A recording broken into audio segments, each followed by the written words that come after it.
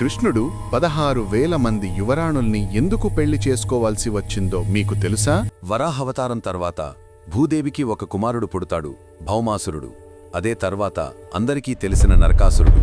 పెద్దయ్యాక నరకాసురుడు 3 లోకాల్ని జయించి భూలోక రాజ్యాల నుంచి 16,000 మంది యువరాణులను బంధిస్తాడు.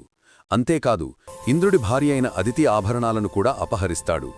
ఆ అహంకారం తలకెక్కితోవడంతో ఇంద్రుడు కృష్ణుడి దగ్గరకు వచ్చి మొరపడతాడు.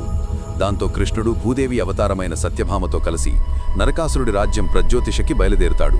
ముందుగా అతని సేనాధిపతి మురాసురుడిని సంహరిస్తాడు. ఆ తర్వాత యుద్ధంలో నరకాసురుణ్ణి చంపేస్తాడు. యుద్ధమయ్యాక బందీలో ఉన్న 16,000 యువరాణులను విడిపించిన కృష్ణుడు మీ రాజ్యాలకు తిరిగి వెళ్ళండి అంటాడు.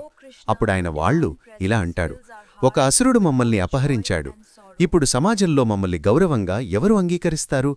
మాకు నిజమైన గౌరవం ఇవ్వగలిగేది నువ్వే. అప్పుడు కృష్ణుడు 16,000 రూపాలుగా విస్తరించి అందరితో వివాహం చేసుకుంటాడు. 16,000 అంతఃపురాలు కట్టి వారిని గౌరవంతో అక్కడ నిలబెడతాడు. అలా స్త్రీల గౌరవాన్ని కాపాడుటానికి కృష్ణుడు 16,000 మంది యువరాణులను కూడా పెళ్లి చేసుకోవాల్సి వచ్చింది.